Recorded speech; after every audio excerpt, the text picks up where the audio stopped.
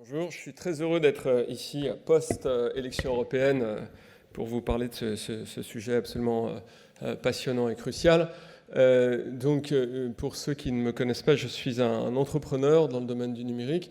Et puis depuis maintenant 7 ans, j'œuvre auprès de la Commission européenne avec un titre un peu bizarre, mais qui est celui de Digital Champion. Donc il y a un Digital Champion par pays membre et nous aidons la Commission à réfléchir à différents enjeux qui sont liés au numérique, notamment dans le domaine de stratégie européenne, du capital humain, etc. etc. Alors, la question que je crois on se pose légitimement, c'est qu'est-ce qui s'est passé finalement au cours des 20 dernières années au sein de laquelle la révolution numérique s'est particulièrement exprimée. Et je crois que je ne vais pas vous faire une longue histoire pour retracer ça, mais on est conscient que l'Europe n'est pas à la place où elle devrait être. Je rappelle que dans l'agenda de Lisbonne qui était défini au début justement du millénaire, l'idée était vraiment d'investir fortement dans les métiers à très très forte valeur ajoutée. Cet agenda ne s'est pas réalisé. Et en fait, ce qui s'est réalisé, c'est plus, moi, ce que j'appelle assez facilement une vision anglo-saxonne conservatrice, c'est-à-dire thatcherienne, reaganienne, d'espace européen de marché ouvert. Un des éléments importants de cet espace, ça a été l'émergence de la directive e-commerce. Donc, il y en a eu plusieurs. La première et la plus importante, c'est celle de 2001, qui définit que les mêmes règles du e-commerce s'appliquent à l'ensemble de l'espace européen. Et puis elle a été complétée, je ne me souviens plus très bien, en 2007-2012, je crois, ou 2011, et encore récemment. Donc tout cela, finalement, a surtout fait le jeu d'acteurs anglo-saxons. Dans votre univers, on pense en particulier à Amazon, et qui ont bénéficié très largement de ce type de directive en ayant la capacité d'investir fortement sur des ressources centrales à partir desquelles ils allaient s'étendre au travers de toute l'Europe. Et les Européens n'ont pas su faire émerger des licornes de taille égale à cette aune. Donc on a certains pays, il y a plusieurs pays européens où Amazon n'est pas leader. Mais si on prend la part de marché d'Amazon à l'échelle de l'espace européen, ça reste quand même, et de très loin, l'acteur dominant dans ce domaine. Alors, qu'est-ce qu'il faut comprendre ? En fait, ce qu'il faut comprendre, c'est que, aussi bien d'ailleurs les États-Unis que la Chine, ont mis en place des stratégies délibérées depuis très très longtemps, où, contrairement à ce que l'on croit, ce ne sont pas les grands entrepreneurs qui ont fait l'essentiel du job, mais c'est l'État central. Alors moi, je suis encore une fois un entrepreneur, c'est pas forcément quelque chose que je dirais naturellement, mais force est de constater que c'est ce qui s'est passé. Les États-Unis, ils sont partis en 1993 avec Al Gore, qui, pour ceux qui s'en souviennent, parlait déjà à l'époque des autoroutes de l'information, qui ont investi des montants absolument inimaginables dans la technologie, soit en fléchant les investissements de la Banque centrale, soit au travers de programmes militaires comme le F-35, 650 milliards uniquement dans les technologies de l'information, ces montants qui sont hors de portée, pour ainsi dire, et puis qui ont renforcé les universités, les centres de recherche sur cette thématique. Je rappelle que TCP/IP, la base de tout ce que vous faites, c'est une invention qui vient du DARPA, c'est une agence militaire américaine. Pour ne parler que de celle-ci, on pourrait digresser très longtemps sur ce qui vient des programmes fédéraux en général. On ne peut pas ne pas mentionner la Chine, un acteur qui est en accélération forte. La Chine, c'est la même chose. Et d'ailleurs, j'étais en Chine il y a 2 semaines, j'ai rencontré des officiels du Parti communiste qui me disent très clairement, on n'a fait que copier ce qu'ont fait les Américains. Donc du temps long, de la programmation, des investissements militaires, du soutien à la R&D, du soutien aux universités, du soutien aux clusters et aux incubateurs. Sauf qu'eux sont partis plus tard. Ils sont partis avec Jiang Zemin, qui était, c'est intéressant, premier secrétaire, mais également anciens ministres de l'électronique, ça ne s'invente pas, et qui ont vraiment décidé de mettre le paquet sur les technologies de l'information à partir de 1997. Et en fait, si on met ça en regard avec l'Europe, moi j'ai tendance à penser que le réveil, alors c'est très arbitraire, ne peut pas être tout à fait précisément rattaché à une personne, mais moi j'ai vu ce sujet se cristalliser au sein d'ailleurs des gouvernements français et de la Commission européenne, je dirais à partir de 2015. C'est-à-dire qu'on a un décalage temporel de presque 20 ans avec la Chine et d'à peu près 30 ans avec les États-Unis. Et pour autant, je reste assez optimiste. Je vous expliquerai pourquoi un petit peu plus tard. La stratégie, elle repose sur 4 axes, principalement, assez simple à énoncer, à avoir à l'esprit. C'est de l'investissement militaire, donc je l'ai déjà dit, et je crois qu'aujourd'hui, dans une époque où la menace, on va dire, sur l'espace européen change complètement de nature, on se rend compte de l'importance d'avoir des outils de cyberdéfense, et on commence à avoir, pour la première fois, je crois qu'on n'en est pas assez conscient, un budget européen à cet égard. Donc on a un premier budget européen d'investissement militaire avec un volet cyber qui est assez significatif. Personnellement, je ne suis pas très militariste, mais je me dois de reconnaître de l'importance de ce premier volet. Le deuxième aspect, je l'ai évoqué, c'est le financement universitaire. Alors, il y a beaucoup de choses à dire à cet égard, mais ça y est, l'Europe est consciente de la nécessité non pas de financer les universités, mais de s'assurer qu'elles se tournent vers ce qu'on appelle les sciences de l'informatique ou les computer science. Il y a la volonté de faire émerger un budget. On va voir quelle sera la nature de cette nouvelle commission, mais je pense que l'administration, notamment la DG Connect, continuera à porter ça à peu près quoi qu'il arrive, et on verra que c'est important. À l'échelle française, il y a également une compréhension de ce sujet, à mon sens insuffisante, mais néanmoins on voit bien combien c'est important. Il faudra continuer à renforcer cet aspect-là.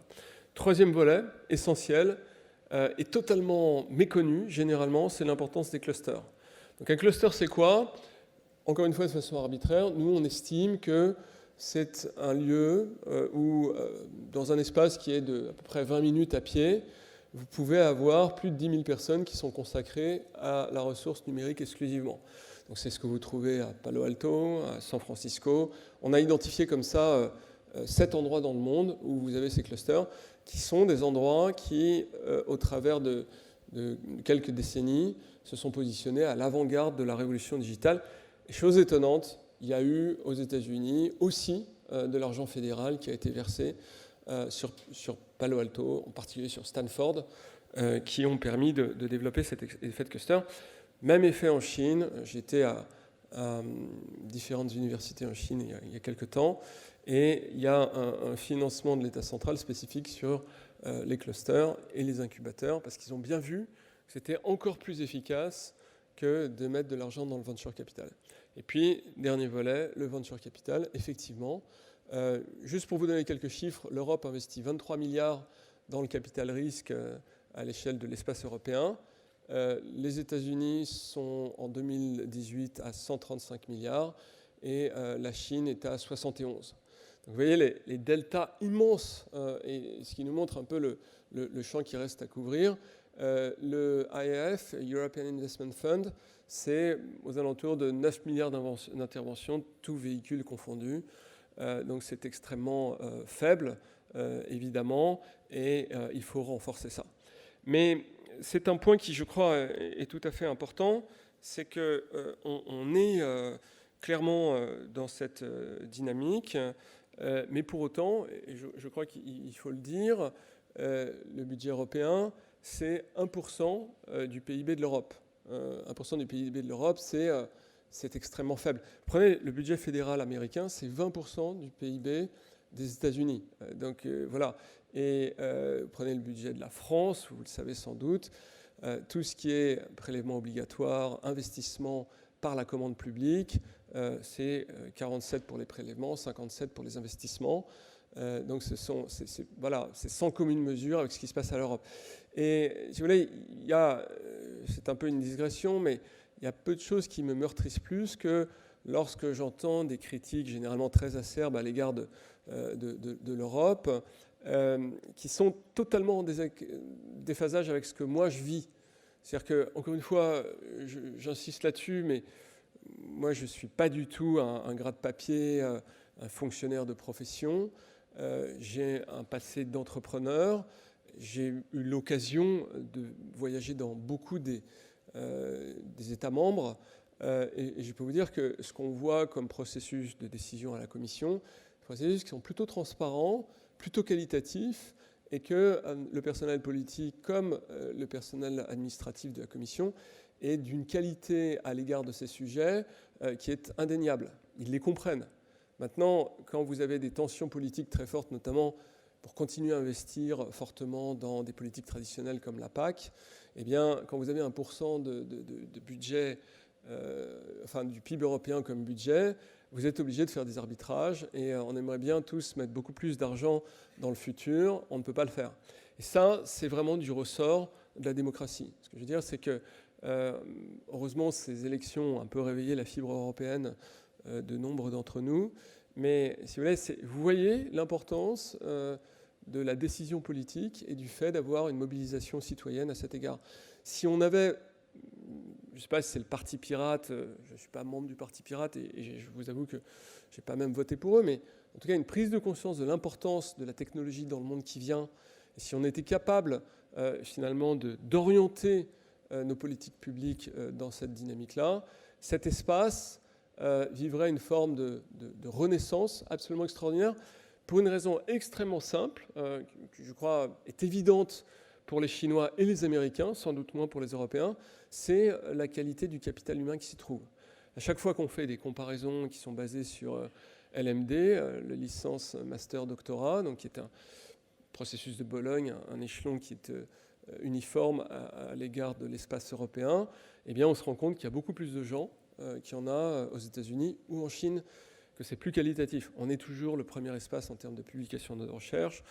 Sur des plateformes comme GitHub, Tiki, TensorFlow, je ne sais pas si ça vous parle, c'est à la fois du code et de l'intelligence artificielle. On est à l'échelle européenne les premiers et de loin.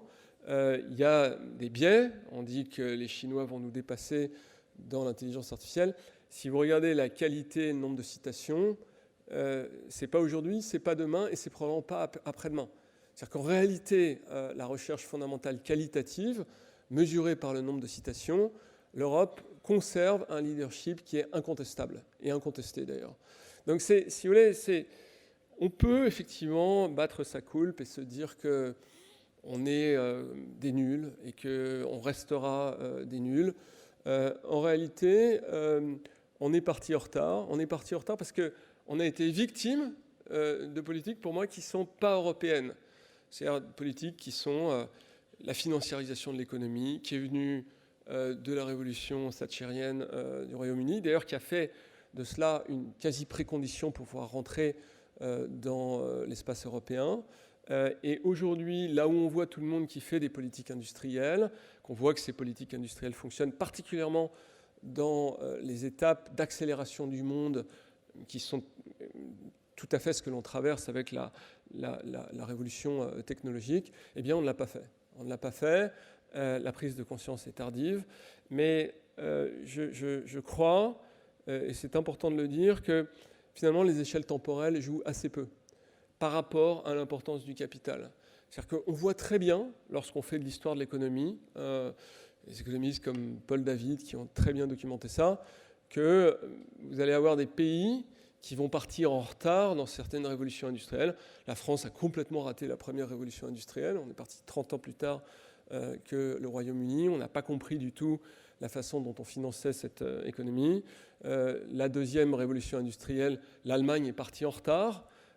Mais finalement, ce qui prime, ce qui va devenir déterminant, c'est la cohérence des politiques publiques à moyen terme, ça c'est très important, et puis la qualité intrinsèque du capital humain, qui est quelque chose qui est très long à faire évoluer.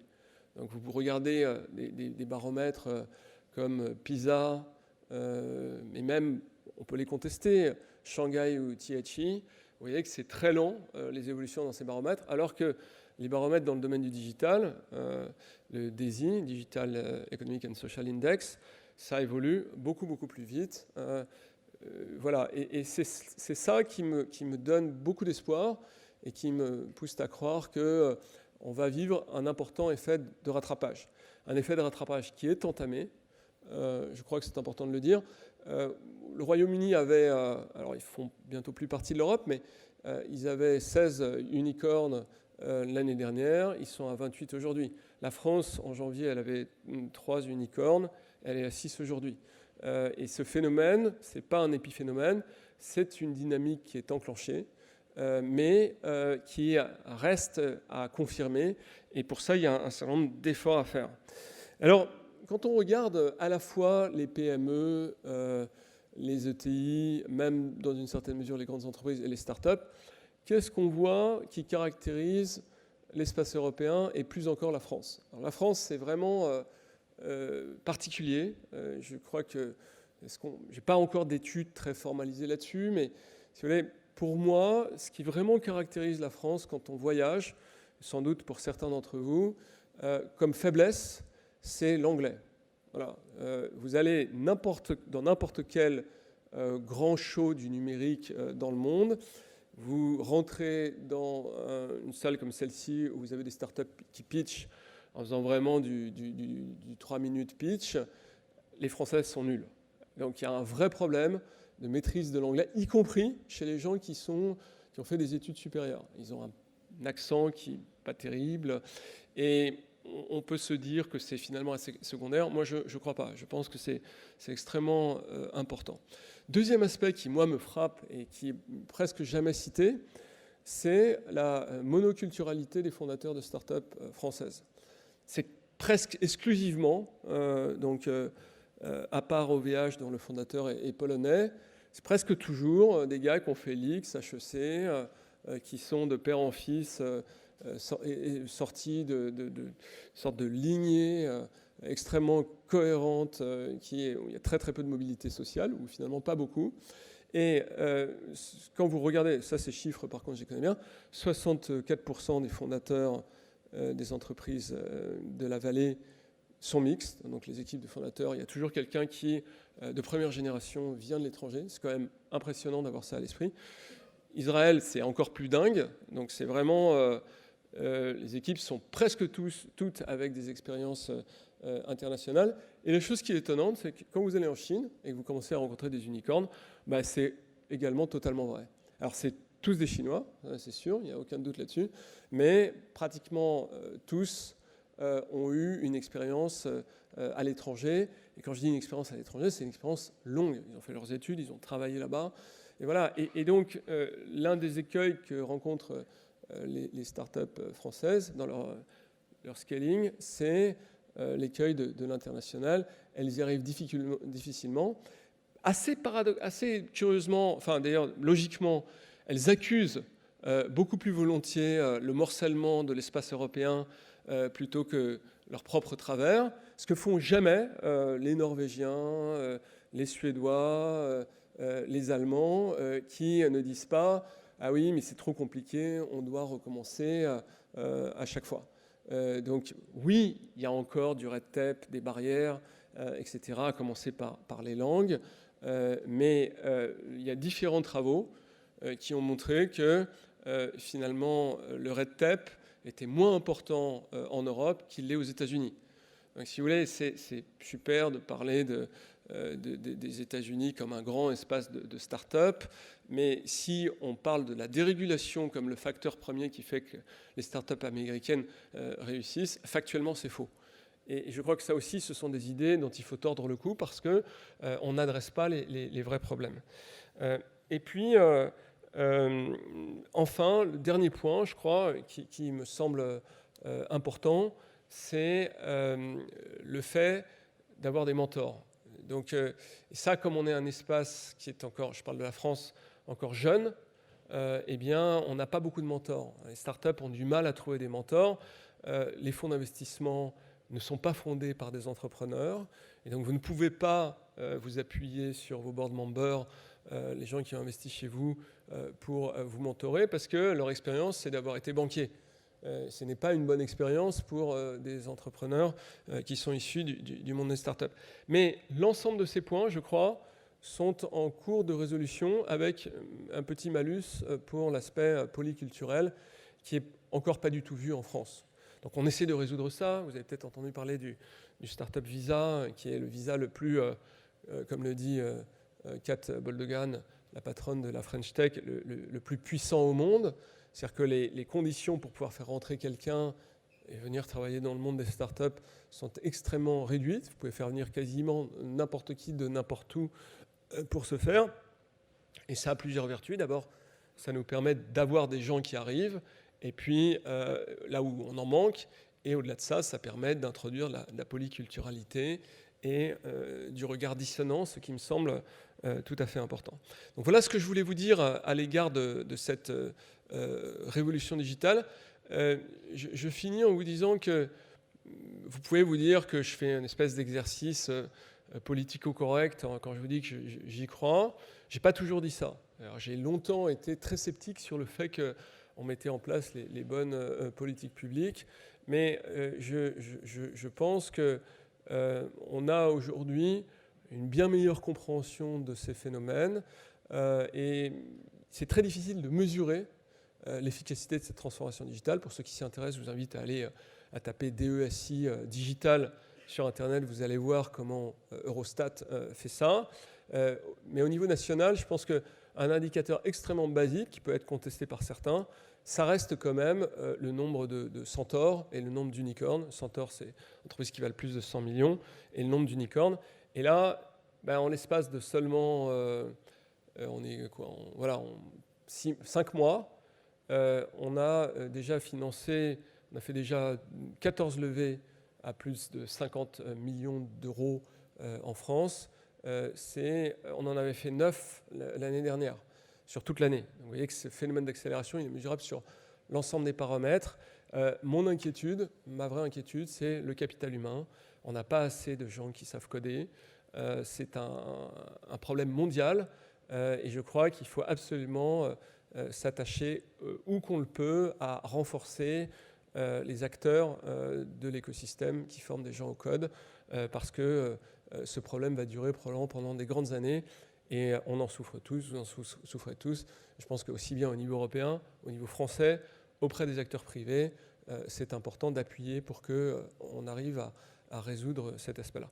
Voilà, merci beaucoup pour votre attention sur ces points à l'égard de l'émergence digitale.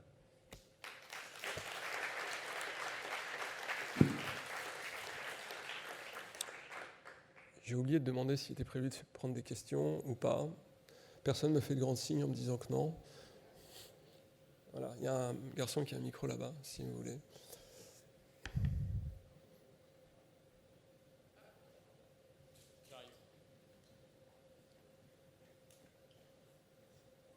Merci pour votre intervention. Vous disiez que pour vous, votre plus grande inquiétude, c'était le capital humain. Donc on n'a pas assez de codeurs. Donc qu'est-ce qu'on peut faire dans ce sens pour justement augmenter le nombre de codeurs, soit en France, soit en Europe? Et de l'autre côté, comment est-ce qu'on peut faire pour limiter la fuite des cerveaux qui ont le plus de valeur? Vous parliez de la recherche fondamentale où on a une avance en fait, qui est incontestable et incontestée. Comment on peut faire pour garder ces cerveaux en France ou dans des entreprises européennes? Oui, alors ça, c'est vraiment le nœud gordien du problème. On est le pays de l'OCDE qui paye quasiment le moins bien les chercheurs. C'est scandaleux. Vous prenez des Vincent Laforge qui sont des génies en maths, et vraiment des gens dans la communauté, c'est extraordinaire. Le gars se félicite de gagner 4 000 euros. Bon, c'est juste qu'il vit à Arcueil alors qu'il travaille à Normal, je crois. Bon, ça, c'est juste pas possible, quoi. Il faut faire péter ça. Moi, je suis, de ce point de vue-là, probablement extrêmement libéral. Je pense qu'il faut réformer massivement l'université. C'est sans doute la faiblesse de ce gouvernement. Il faut autonomiser l'université, autonomiser son financement, permettre du financement privé, faire sauter les frais d'inscription tels qu'ils existent, et puis, pour compenser, mettre des conditions de revenus pour variabiliser les revenus des étudiants en fonction des revenus des parents, créer beaucoup plus de bourses. Voilà. Donc on aura un système qui sera plus républicain de cette façon-là. On sera capable de mieux payer les chercheurs. Et ça, c'est important. Il faut que les universités soient des espaces de management, ce qu'elles ne sont pas. Jamais personne n'ira chercher ses conseils auprès de profs à l'université. Je peux dire que c'est ce que je vois partout quand je vais aux universités aux États-Unis et aussi en Chine. Voilà, c'est les vrais mentors. Profs d'université en Chine, c'est des gens qui ont généralement listé 2-3 sociétés sur le Nasdaq et qui veulent rendre à la communauté et qui vont à l'université pour diffuser leur savoir. Ça n'existe juste pas en France. Enfin, moi, je ne connais pas de gens qui ont fait ça et qui sont profs à l'université, éventuellement à l'IX ou à HEC ou des écoles similaires. Voilà, tant qu'on n'aura pas massifié ça, on va avoir beaucoup de mal. Mais ça, c'est la dernière pièce du puzzle et je pense que c'est faisable.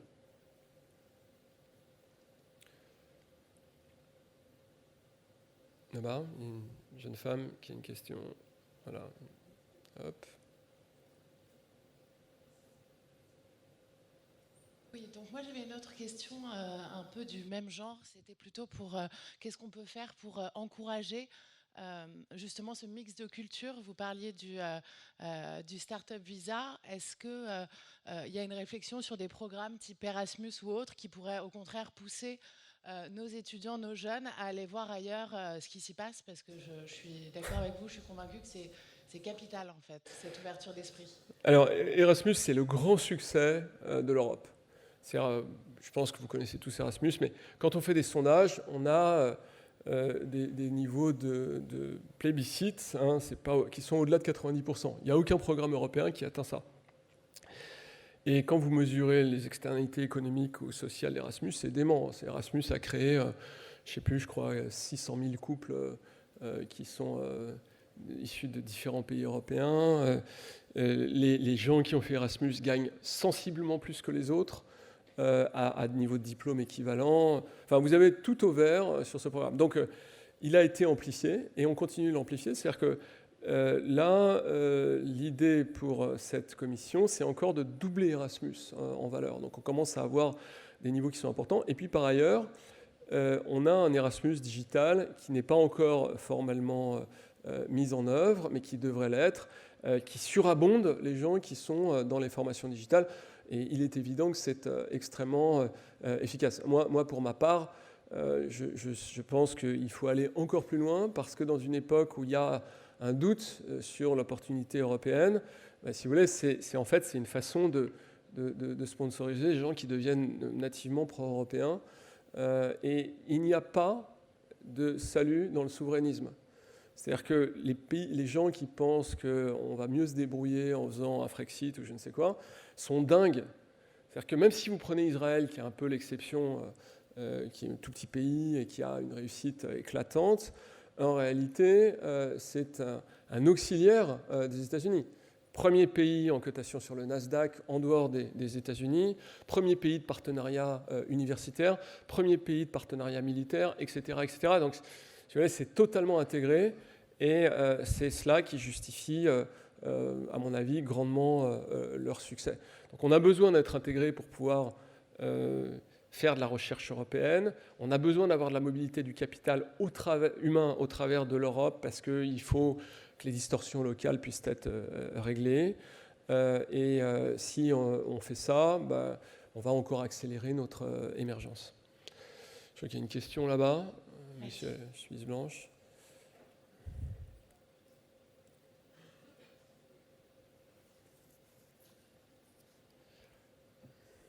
Donc le monsieur la chemise blanche vous remercie pour votre présentation, je trouve ça très clair.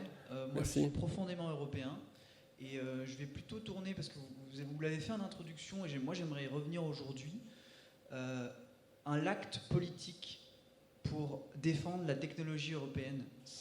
Aujourd'hui, moi je ne le vois pas. Vous le voyez comment, vous, dans les l'échéance, je pense que c'est 2020, mais du coup même avant, les municipales, aujourd'hui, qu'est-ce qui serait un vote utile pour la technologie, le développement, l'encouragement ? Je ne peux pas faire ça. Alors, si vous voulez, moi je pense que le vote c'est quelque chose de personnel et je ne suis pas affilié dans un parti politique, donc je ne peux pas vous dire pour qui voter. Je peux vous dire pour quelle valeur voter, me semble-t-il. Personnellement, je suis extrêmement pour une intégration forte européenne, parce que je pense que c'est nécessaire. Et puis finalement, quand vous voyagez beaucoup, vous vous rendez compte que c'est quelque chose qu'on ne voit pas forcément. Je pense que avant, je ne le voyais pas forcément, mais on partage beaucoup plus qu'on le croit au niveau européen. C'est-à-dire l'idée d'avoir un filet de sécurité sociale qui soit relativement élevé, c'est quelque chose que vous ne voyez pas forcément quand vous sortez de l'espace européen. C'est quelque chose qui est très répandu. Il y a beaucoup d'autres valeurs qui sont assez communes. Donc moi, sur le fait qu'il y ait une forme d'émergence, en fait, j'ai un marqueur tout simple, c'est le discours de l'État de l'Union, donc de Jean-Claude Juncker. Par définition, c'est pas très long, donc vous pouvez les lire en ligne. Jusqu'à 2015, il ne parlait pas de technologie. Et puis à partir de 2014-2015, il s'est mis à en parler de façon systématique et c'est devenu même très dominant. Alors évidemment, il y a les crises des migrants, toutes ces choses-là, mais c'est devenu très dominant dans la compréhension des choses. Puis au-delà de ça, un autre élément qui est important, c'est que quand vous regardez dans les différentes commissions, les différentes directions administratives de la commission, vous apercevez qu'il n'y a pas que la DG Connect qui parle de numérique. Tout le monde en parle. Voilà, et que la puissance de réglementation sur l'espace européen et d'unification, elle est extrêmement forte. Par exemple, si je prends l'automobile, on est plus fort que les États-Unis, parce que les États-Unis, c'est au niveau des États qu'on réglemente la façon dont fonctionne l'automobile. Donc vous avez des États qui ont autorisé les véhicules autonomes, d'autres pas. Là, au niveau européen, on peut décider de le faire. Et puis on peut le normer. On peut dire comment la norme routière de communication de ces véhicules peut fonctionner. C'est la même chose pour les smart grids, les smart cities, plein de choses différentes. Donc je pense qu'il y a cette prise de conscience de l'importance de ce genre de choses. Et après, moi, si vous voulez, c'est diffuser ces idées. C'est-à-dire que si vous pensez que ce que je viens de dire n'est pas totalement délirant, mais dites-le, parce que moi, je passe mon temps à me retrouver dans des dîners en ville, parler avec des copains qui me disent n'importe quoi sur ce qu'est l'Europe. Et donc, voilà, moi je l'ai vécu de l'intérieur avec une expérience qui, encore une fois, n'est pas du tout une expérience de fonctionnaire. Et j'ai été agréablement surpris par ce que j'y ai trouvé.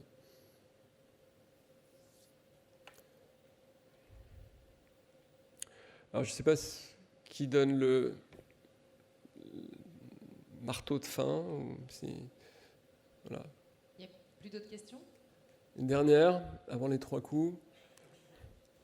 Non. Eh bien, les 3 coups. Alors, voilà. Merci à Gilles Babinet. Merci beaucoup. Merci.